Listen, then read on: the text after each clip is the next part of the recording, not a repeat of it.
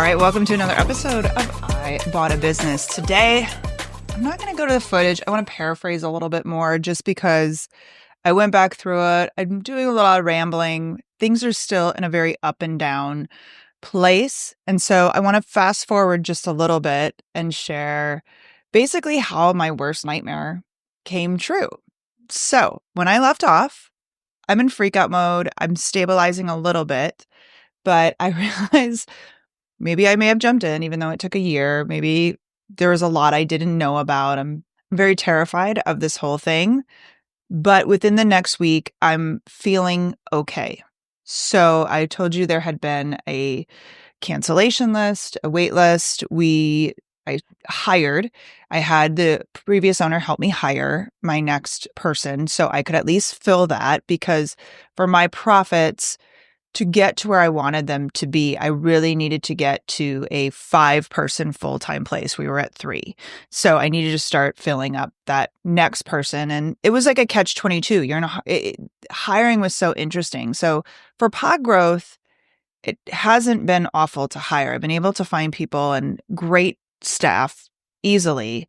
Where with this, it was literally like 20% of people who would apply and who I'd reach out to would actually show up for the interview. So finding great help was definitely more difficult. And there were certain things I wanted to know what to ask and all of that. So she helped me do that. We get another person. And again, I'm trying to figure out I don't want to put the pedal to the metal in the marketing and then have you leave, because obviously this is a flaky group of people. But just getting him ramped up and trying to get him to that full-time status was interesting. So we get to that place. The owner then, just a little under 2 weeks, leaves, and I'm okay with it.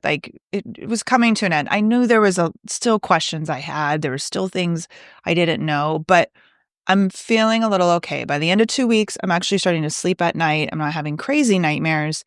And then the next week happened. So this particular day is a Tuesday. Tuesdays are generally slow, and now I've got the tool sharpener guy coming in. So this is where diet is so important. So I'm not eating. I dropped probably about 15 pounds within the first few months of building this because I'd get so busy every day. I would never really go and eat, and it was really bad. So I'm not eating. This is the day right around my husband's birthday. So I'm not eating, but I made him a cake, and it's a Reese's peanut butter cheesecake. It's really good. So of course, I'm popping a few peanut butter. That's all I'm eating is peanut butter cups, the whole day before. So my anxiety is through the roof. I am just in a very bad place this day. And the guy comes in, he's like, "Hey, did you know about the grooming place down the road? This old lady bought it, and she bought it for her daughter, and her daughter ditched her, and she's really struggling. It's so bad down there. It's just falling to pieces, and you feel so bad for this lady and he's telling me all this, and I'm like, oh my God, my brain is going to the worst place possible. On the same day, and I'm like, okay, Erin, it's going to be okay. You're not the lady. You are not you are going to be okay. This is not you. This is not your story. Stop. And then on the same day, I'm sitting at the front area and I'm looking across and I see this building going up. And I'm like, what is that going to be? It happens to be a direct competitor going in literally across the street. The irony of this whole thing was it is the franchise where I got this idea to buy this business. So one of my clients, one of my podcast clients, was interviewing a guy who went from Orange Theory's fitnesses to now he was going into this new franchise, which was all dog grooming related, and they're going across the street. I'm like, whoa, isn't this irony? And in true Erin format, I probably should have researched any new places going in around the corner. Probably should have Googled that. I didn't. So surprise. So Tuesday is just, again, really realizing where diet is crucial and all I think I'm okay, just crash that day. Then we fast forward on to the rest of the week. I told you in the last episode, I had a bad feeling. I had a bad feeling about one of the employees. I just felt something was up and my intuition was correct. So the employee comes up to me, I think it was a Thursday or Friday, and they're like, did a previous owner tell you about me? And I'm like, I know about you, but what do I not know? What am I not knowing? I don't know what they told me versus, and they said, yeah, I'm leaving at the end of the year. This is the end of September. I'm leaving at the end of the year and I'm starting my own business. Growing your business may feel like a daunting task. Between a new AI tool every minute, social media, content marketing, knowing what to do and when to do it feels like a job in and of itself. And let's be honest, as a business owner, you're probably already wearing several thousand hats, and marketer is just a heavy one to wear. But what if I told you there's an easier way? And yeah, what if you only needed just 1 hour a day for marketing and learning how to grow your business? And that's what my community, the 1 Hour Marketer, is all about. We do all the work for you in reviewing AI tools, creating the system that works for you, that's easy for you to follow, and gets your business growing in no time. We show you how to figure out what tools to use, what content method is best for your company, and how to grow into a place where you can start hiring people and enjoying your business again. Come join us over at the 1 Hour Marketer. Click the link in the show notes to learn more and join.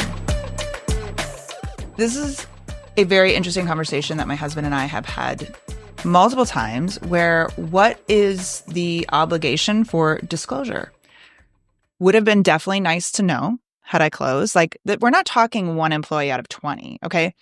We're talking 1 employee out of 3. 1/3 of my staff is not just leaving, but starting a competitive company and potentially taking a ton of clients with them. Now, in this process too, understand, it is so much harder than I thought from a coming in and coming into this thing. I knew everybody loved the previous owner. I didn't realize how much they'd hate me. And it was like disdain. Like 50%, I would say, were like really excited for her. And they were like, congratulations. I mean, she had had it for 17 years.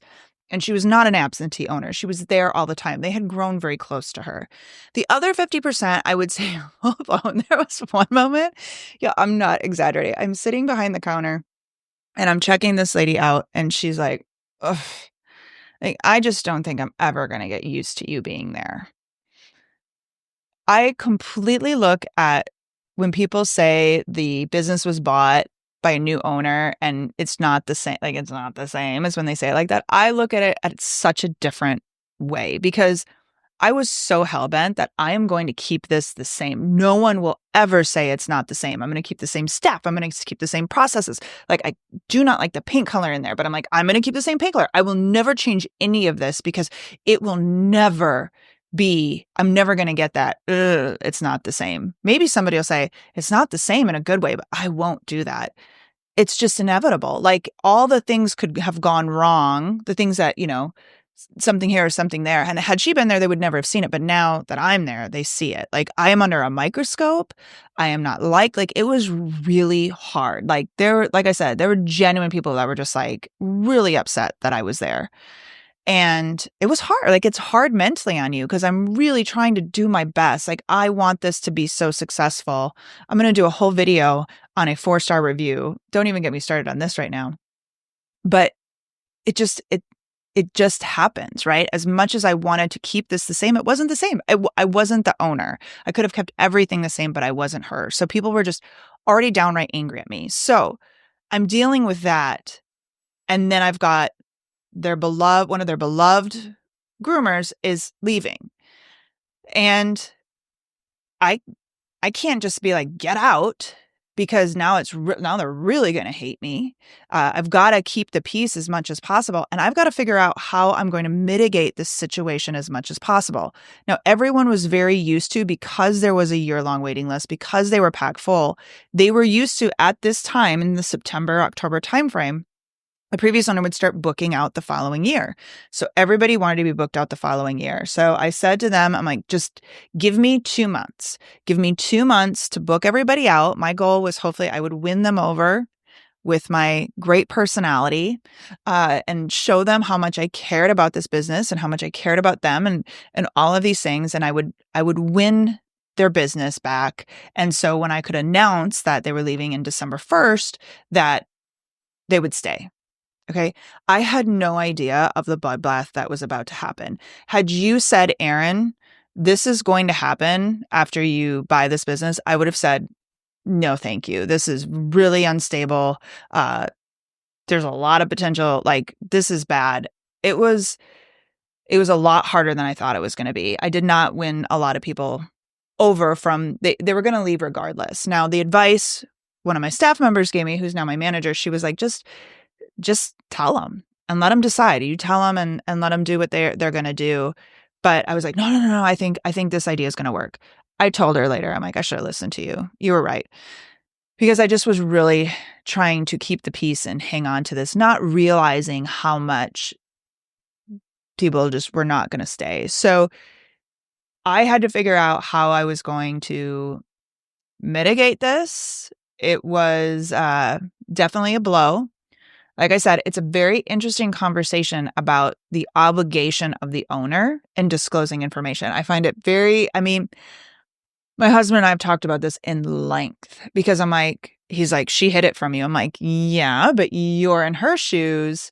What would you have done? Like, there's a chance it could go.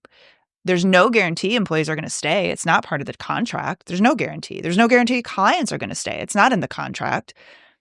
So is there an obligation? I find it strange there was nothing told to me in the 2 weeks of transition because I even asked specifically, is there something going on with this person? I asked it specifically and they're like, no, no, everything's good.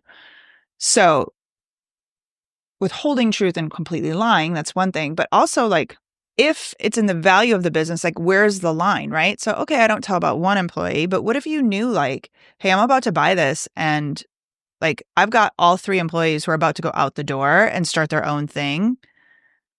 It's an interesting question. One, I don't have the answer to. I'm sure somebody does. And I'm really interested in bringing on, I'll start interviewing people with this eventually, because as I was closing, one of my client now, was actually in the process of buying a similar style business. I won't get into exactly, but they had the same issue where right before close, 3 of their people picked up and walked out to start their own thing. So again, where's the obligation when you have a service-based business? You make money specifically off the services, and the sellers full on know that part of your income is walking out the door either right before you close or right after you close. It's a very interesting conversation. So I thought I was evening out. And little did I know it would be, I'll talk through in the upcoming episodes what I decided to do, how I went heavy on payroll, how I went to like say, okay, I know this is happening. How do we ramp up and get this taken care of? I had no idea. I really underestimated the amount of customers that were left, that were going to leave. I really thought I could keep it, and it did not happen. So it was a very interesting next few months. But like I said, worst nightmare ended up happening. And I was suddenly left with, how am I going to figure this all out? Sleep at night. And then there's a whole family aspect that was happening behind the scenes too, which I will talk about, because I almost didn't buy it based on some issues that were happening. And then it was a big undertaking of keeping all these balls in the air, trying to keep my family in the air and do what I'd normally done, and sleep at night. So my health declined a lot. My sleep declined a lot. And even the family life declined a lot over these next few months as I tried to keep all this in the air. So this was week number 3, just slapping at me in all different angles, but I kept going.